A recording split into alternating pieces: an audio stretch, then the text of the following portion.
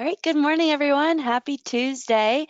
Really excited to be here with you all. Welcome to our weekly Environmental Health and Safety Coffee and Compliance webinar. Josh and I were just confirming that we both have our coffees. This is a session hosted every other week where we bring thought leaders and regulators in to discuss emerging issues, career development, case studies, and a lot more. Today we have Josh Neff, the VP of Operations at Folsom Ready Mix here to discuss some of the top environmental compliance challenges in concrete manufacturing and from his operational perspective, give us some insight into career path into this space and just some of the challenges. So if you do have any questions, please submit them into the chat panel. I will definitely save a few minutes at the end to address any of those questions and we can get to those. So really excited. Just a brief introduction. My name is Sarah. I will be your host today. I work alongside Mapistry's customer experience team to help tell the stories of our current and future customers. Like I said, these sessions are really to pool knowledge, industry together, and hopefully share some best practices moving forward into the future. After COVID, obviously, there's been a huge need for that. So we're really excited to have this community here. A little bit about Mapistry. For those of you on the call today who are new, we are an environmental compliance platform on the software side. So we work with industrial facilities to provide transparency, promote collaboration, ensure efficiency, and finally, uh, bring all that together. We are data driven, and that helps companies monitor, analyze, and track all of their environmental compliance needs in one space. So whether that's tracking sampling results from stormwater or hazardous materials or wastewater, we can also compile inspections, we can bring in annual reports, whatever it is, Mapistry is able to provide all that information in one place on the platform. So to share a little bit about that today, we have Josh Neff, as I already mentioned, the VP of Operations at Folsom Ready Mix.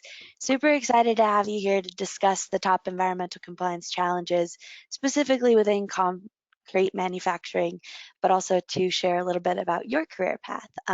So to begin, Josh, thank you for joining us. Would you be able to tell us a little bit about yourself in terms of your current role and your career path getting there? Sure. Yeah, and thanks for having me. Happy to be a part of the Coffee and Compliance series and share some insights on my career and my work environment. So, yeah, started.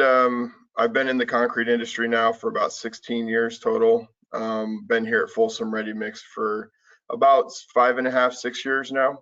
My career started down in the Bay Area with Central Concrete. Worked there for about 10 or 11 years before moving up here to the Sacramento market.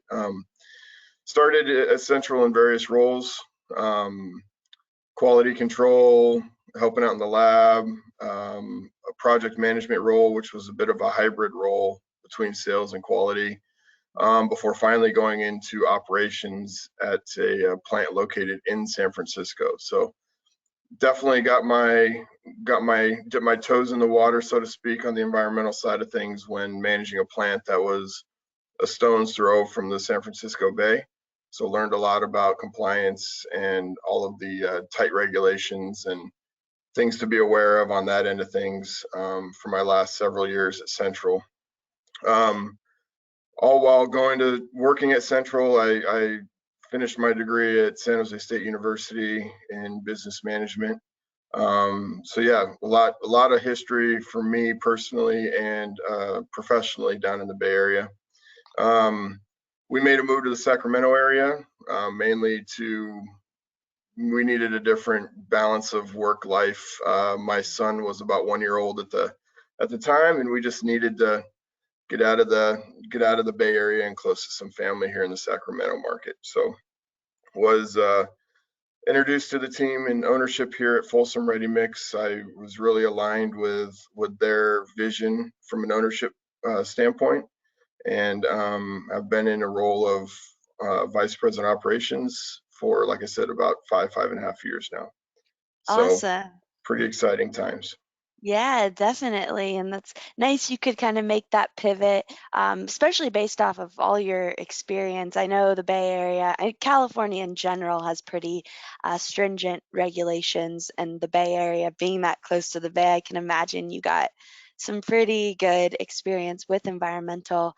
Um, in terms of kind of your other like sales roles and operations, how do you bring that experience and like organization to the current role that you're in now?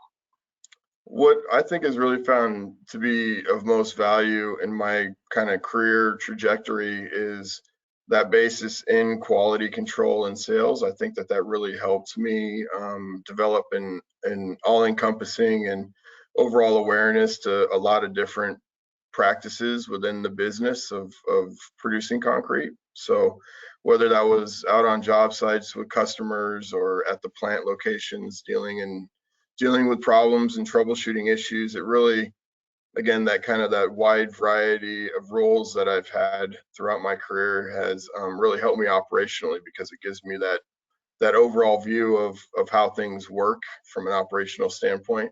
But then at the same time, had enough customer facing interactions to where I could understand how those operational impacts affect the customer. So it kind of has helped in a lot of different ways get me to where I am now and kind of be successful in what I'm doing and keep things going. Nice. I think in terms of, what you just said, it kind of addresses this question, but how do you find the balance between like managing your team, um, managing all the things you have to do on a daily basis, and then communicating that, fulfilling your daily duties? I know probably operations has that two-part um, duties that you have to fulfill.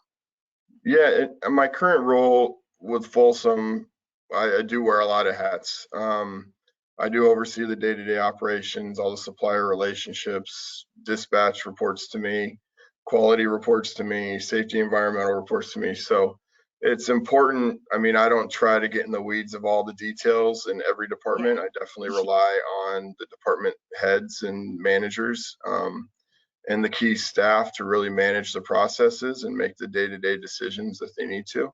I find it critical to have the one-on-one discussions and dialogue and sit down with everybody once a week or as needed when Yeah. things come up to go through the checklist of to-do items and the things that we're working on and the initiatives that we're working towards and kind of structure things as necessary to make sure that we're all aligned in what's going on.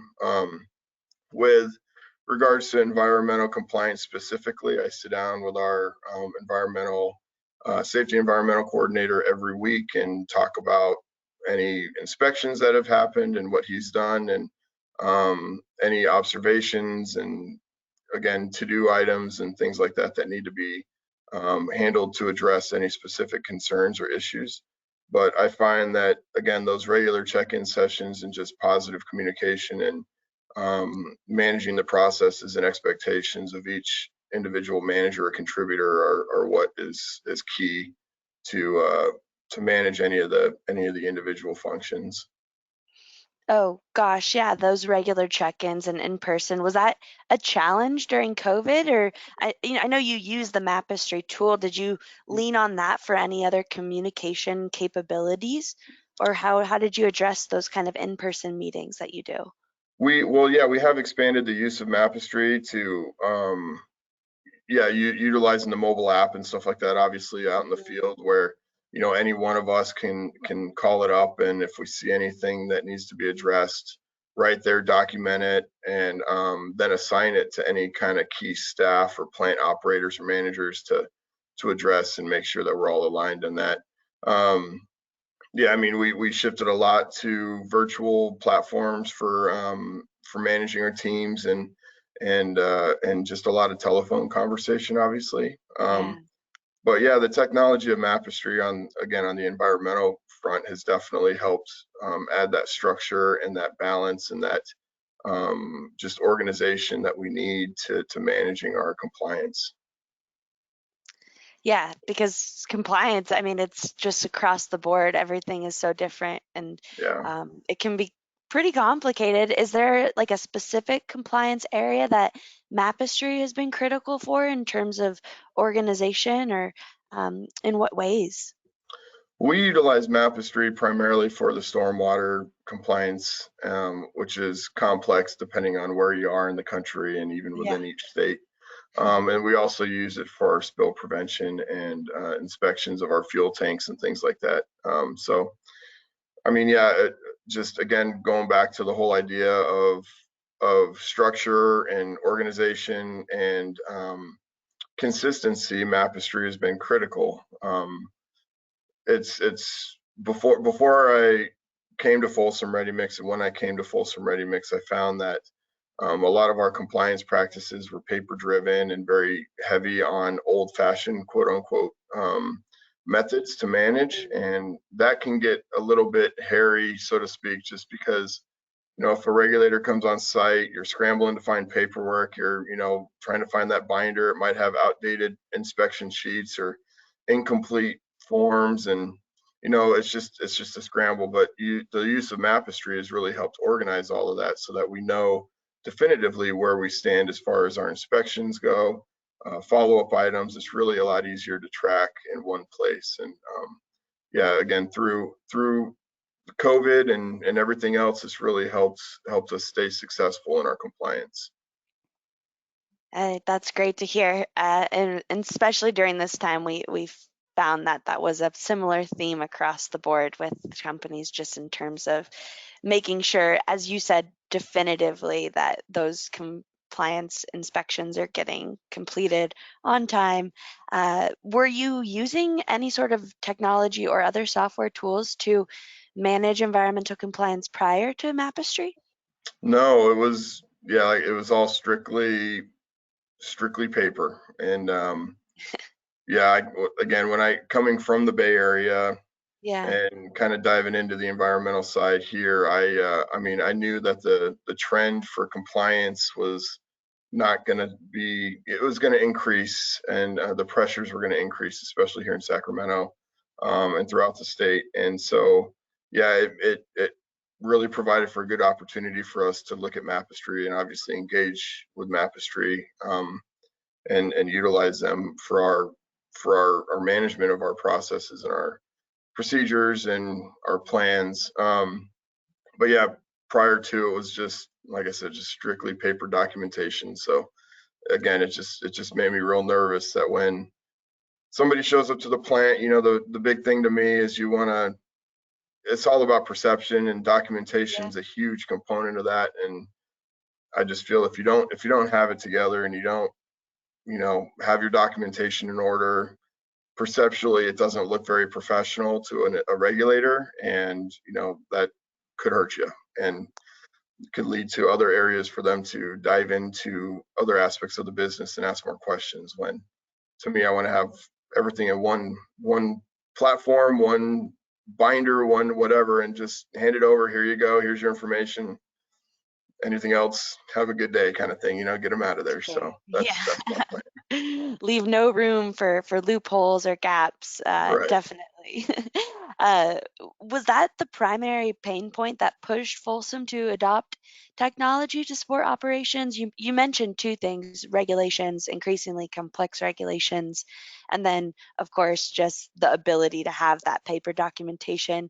Is there one of those two that you can identify as being a bigger pain point?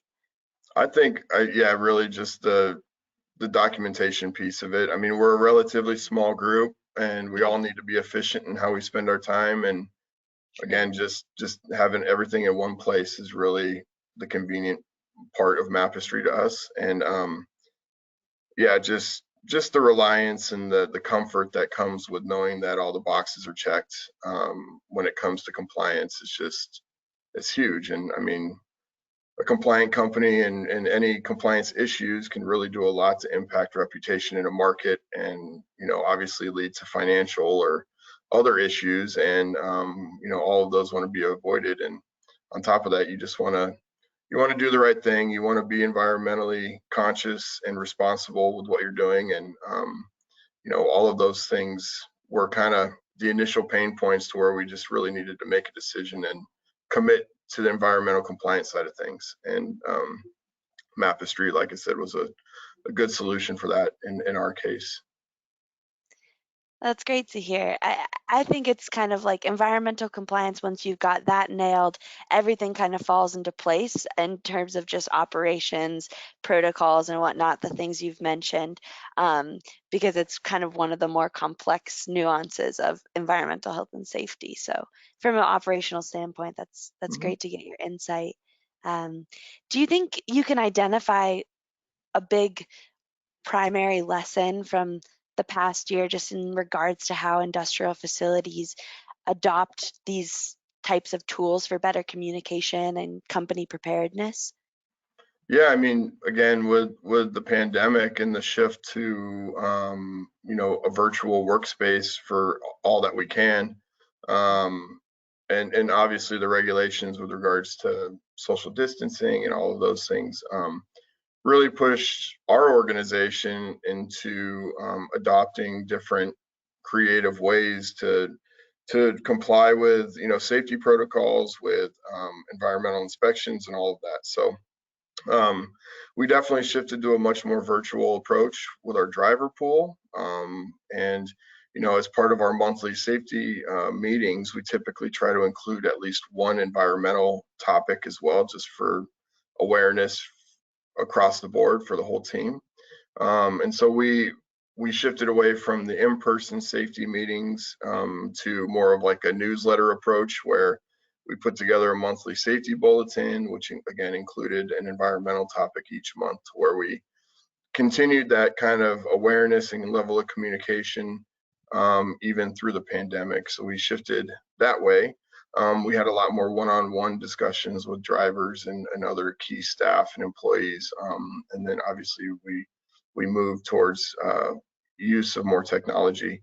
And then again, the use of the app, the Mapistry app, and assigning tasks and things like that. So um, already kind of being engaged and somewhat technical on that front really helped allow us to pivot a lot quicker through all of this and make the changes necessary to remain effective in our messaging and our compliance efforts. But again, I think a lot of people have learned that through use of technology, you can really increase efficiencies of your workforce and save a lot of time from chasing down any papers or any of those old manual processes. And the ready mix industry can be a bit old fashioned at times and slow to evolve on the technological front for a variety of reasons. But I think that again, the pandemic in the last year has really pushed a lot of producers to really trust technology and engage in those applications and utilize them to the full capacity. And I think it's the industry as a whole is taking a step into a more technologically advanced state. Whereas there was a handful of producers that utilized technology, and then there were a lot that didn't. But I think again as a whole we're shifting a lot more to a more technically based approach for managing our processes and expectations and all of that kind of stuff. Yeah, that's incredible you can pinpoint that. I mean, obviously it's been a crazy year, but this idea that industry is trusting technology more, that really resonates with me just because it is such a old industry. It's going to be required for us moving forward, and the fact that it's embracing something so new as technology, I think, is really the ticket for pushing business in the right direction, and just in terms of like being better environmental health and safety practitioners as a whole. Mhm. So I love what you say there in terms of trusting technology, trusting the path forward. Yeah. So thank you for that. Um, in your opinion, like what would be the top? I mean, you mentioned a few just there, but the top three values a company could or should adopt in order to run efficient operations and a successful compliance program? And I know it's a pretty broad question, but just in terms of like what to build off on the top three values. Yeah, thinking about this question a little bit ahead of time, I came up with three words that start with C, as it turned out. So not to be like cute or whatever, but it just kind of worked out that way. But the first kind of idea or value to me, excuse me, would be a commitment from upper level management staff on down the chain, and commit to whatever process you're putting in place, whether it's environmental or operational or anything. You need that commitment. You need to be confident in what you're doing. You need to understand the ramifications of what you're doing, and right or wrong, commit to it and change if necessary. If it's a process or procedure that you're implementing and it just is not successful, is not working right, you're not getting the desired results, then revisit and change and redeploy that policy or process. So again, I think yeah, you need commitment and buy-in from the whole organization to be successful in any policy, and that takes a lot of work because oftentimes have to have a lot of those one-on-one or pointed discussions because you're dealing with a lot of different personality types and people receive information differently. So, some people can read a document and say, okay, good to go, or some people need to be, told, some people need to be shown. So you've got to be aware of that as you're deploying any kind of expectation for any operational or environmental policy, and just make sure that it's communicated effectively, which is the second point I had. The second value is proper communication. So making sure that you are taking the time to explain to people what is expected. It's really easy just to tell somebody, hey, go sweep up that mess, or go, clean under this conveyor or whatever. But if you take the extra few minutes and really tell that person why they're doing that job, as simple as it may seem, it will lead to more buy-in and a little bit and an increase in accountability for the position, you would hope. So, I mean, I take the time even with our yard personnel when I'm walking the plant and just say, hey, you know, your job might seem like it means nothing, but it's actually a very critical role to the business, and that, you know, housekeeping and cleaning and preventative maintenance all play hand in hand with a successful environmental policy. And so again, taking the time to communicate the up and downstream effects of any individual contributor's job goes a long way. And then the last value I would put in there is consistency. So being consistent with what you're doing and following through on that. If it's, your weekly or monthly check-ins, or if it's your inspections, you want to stay consistent with what you're doing so that you don't fall off the rails, or lose track, or get quote unquote lazy with what you're doing. So again, just being consistent with how you implement policies or processes, staying true to the policy and process, and then revisiting and changing anything that might not be working right, and just always be evolving and staying ahead of things is again key to any successful program. And so yeah, so those are my three values: commit, communicate, and consistency. Love it. I don't think I can forget those, and hopefully our listeners can't either. The three Yeah. C's. Love it. And some great insight there just in terms of how that benefits the whole organization in terms of like ownership and accountability. So, um, I that was kind of my main question. Just always curious what leaders are kind of putting forth to their team. Another question from the audience is just how many facilities Folsom has that utilize the Mapestry program, Mhm. um, whether that's the mobile app or just the actual platform itself. If you could answer that for us. Sure. In the Sacramento area, we've got two permanent plant facilities that utilize Mapestry, one in Rancho Cordova and another in the Roseville area.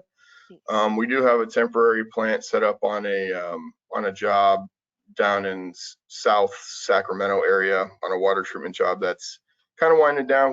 We aren't utilizing Mapestry out there for a couple different reasons.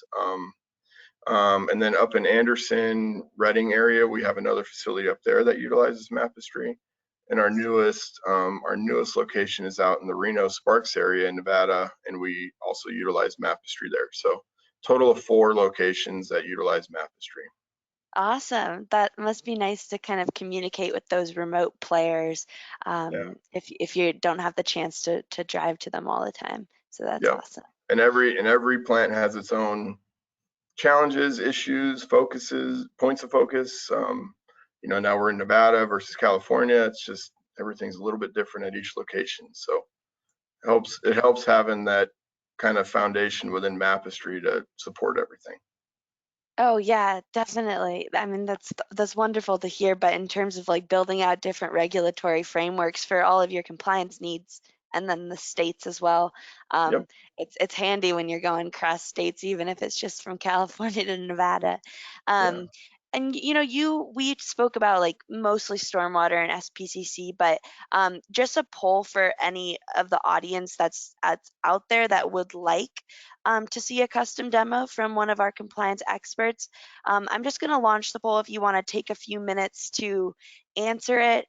Then that way we can kind of route you to the right person. Obviously, Josh has explained a lot about the practical uses of the platform itself. But if you would like to see it, we're happy to show it to you, since it's a lot of hypotheticals in the conversation today. And then Josh, just while we're getting some more answers to the poll. Is there any final thought you'd like to leave us with? You've mentioned a lot of great wisdom of operational procedures and kind of your career path, but is there anything else you'd like to leave us with today? Nothing specific, but relating to my industry and line of work. Yeah, I mean the ready mix industry is full of challenges every day, and those can be wide ranging and all encompassing. But it's an exciting environment, and dealing with environmental compliance can also be very exciting. And things are changing every day and every year with regards to how things need to be managed and the requirements that are laid out. So I just want to encourage everybody to stay on top of those changes and be aware. And again, Mapistry has been critical to helping Folsom Ready Mix stay in tune with what's expected in the changing environment. So again, yeah, it's an exciting field, and again, just thanks to Mapistry from our side of things for the help and support over the last many years to help us stay compliant and support our business. And yeah, again, thanks for the involvement here, and happy to contribute. Oh yeah, we're so happy to have you. I don't think, it's all about the user itself too. The technology is going to be nothing without the human hands that use it. So we need good operational leaders. We appreciate you coming on so much, Josh. Next speaker is going to be August 10th. We're going to bring in Casey Vance from Cal Portland. She's the environmental manager, so she'll be discussing why environmental management matters for industry, which will be an awesome conversation, more kind of an environmental perspective, building off of what we discussed today with using tools. Again, Josh, thank you so much. Really appreciate you joining us this Tuesday. Um, and I hope everyone has a great week ahead. Take care, everyone. See ya. See ya.